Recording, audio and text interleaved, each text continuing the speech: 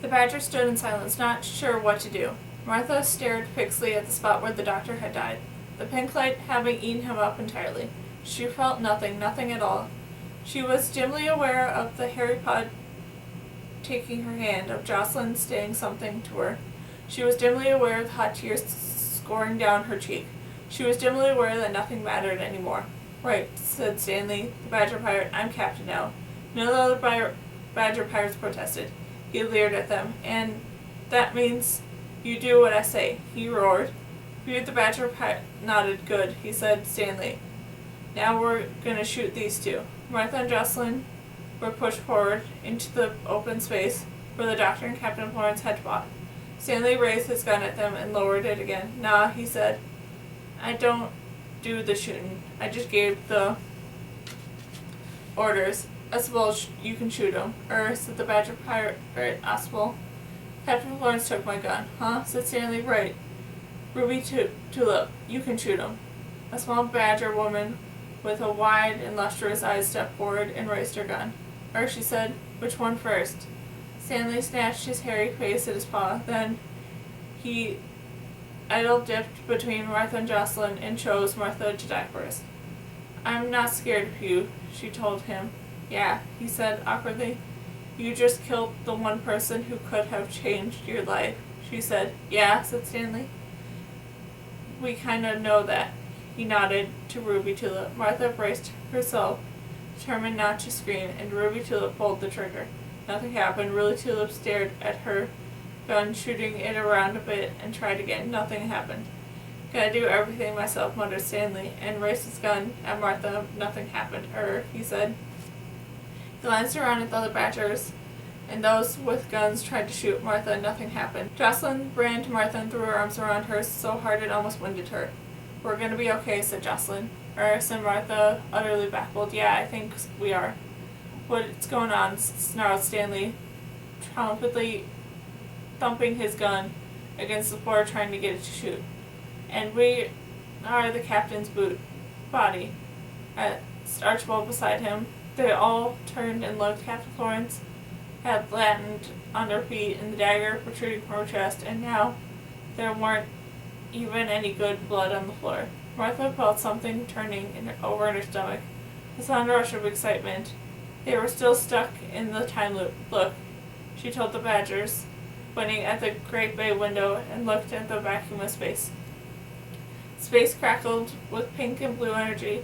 The pink and blue began to swirl like a whirlpool, getting ever brighter.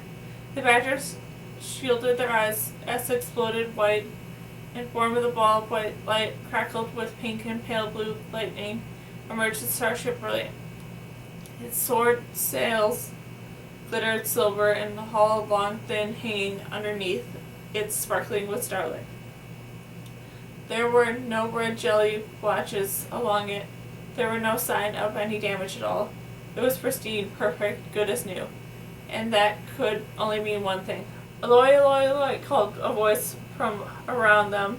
This is a good ship, brilliant. Came something back. Doctor, laughed Martha, recognizing his voice.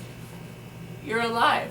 Oh yeah, said the doctor to her. Never been better. Told you it'll all be fine. In fact, we're all fine over here, having a bit of a party.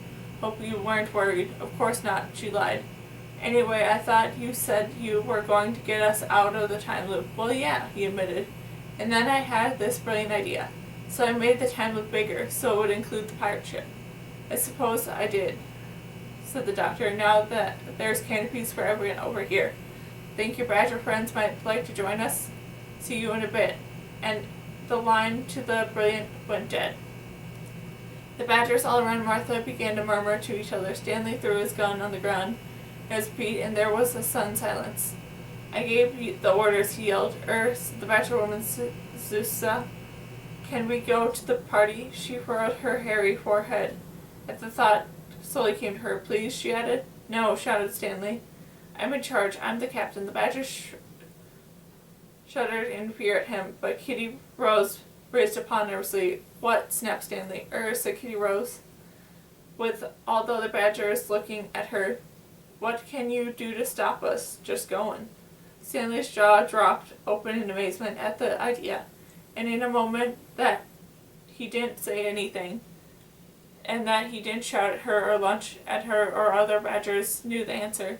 They dropped their guns and they laughed and cheered and hurried away to the lifts. Martha and Jocelyn and Stanley stood alone together in front of the great bay window. Tiny capsules were already zipping away from the pirate ship, and they watched them cluster around the Brilliant. The bay doors opened in the side of the starship, and the capsules queued in an orderly fashion to allow aboard. "And you should come with us," said Martha to Stanley, and put his hand on his shoulder. "Join the party, huh?" said Stanley, shaking her hand away. "She's right," said the voice that Martha thought for a moment belonged to Jocelyn, but it turned about to Captain Florence walking away down from between the passage of the hanging silks. Her collarless blouse was torn and blood-stained, but otherwise she looked fine.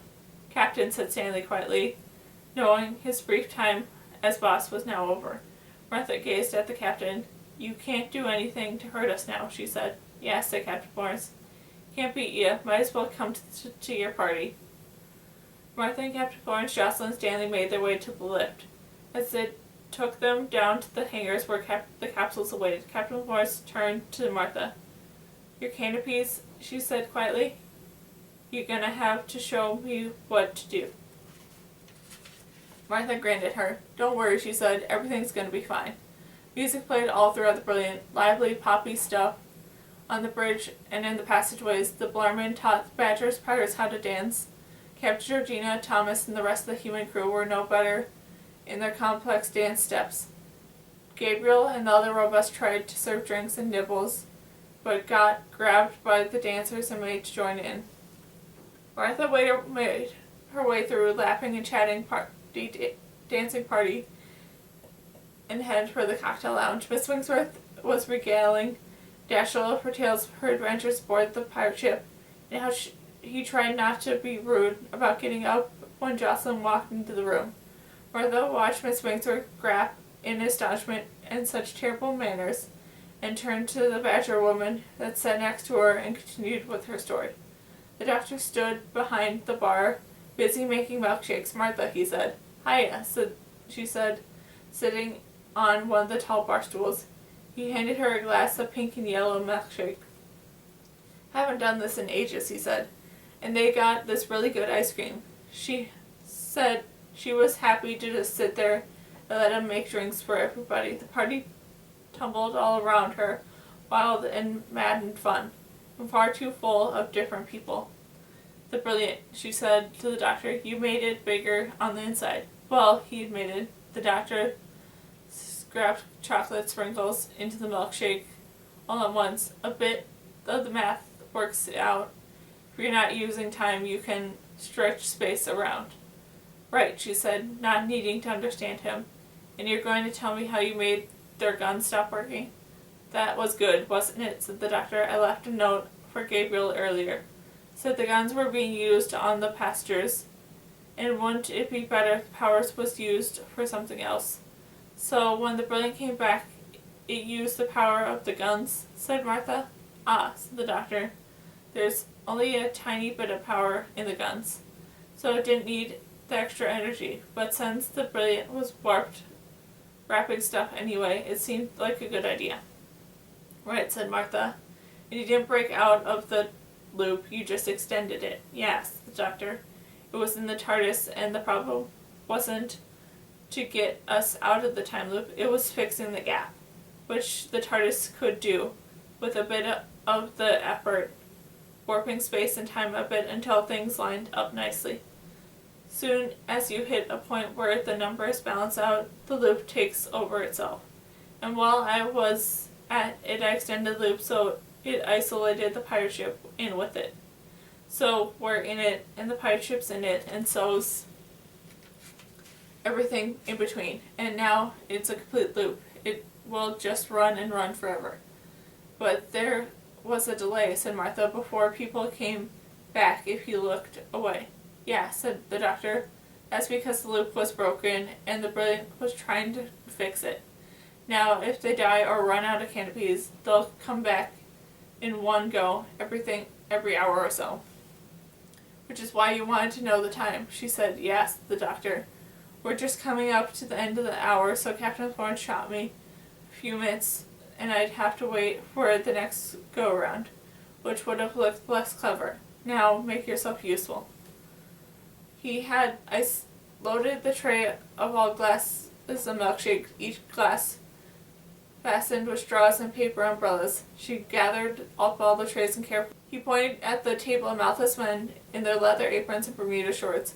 All looked slightly uneasy. She guessed that, like the Badgers, they had never been invited to parties.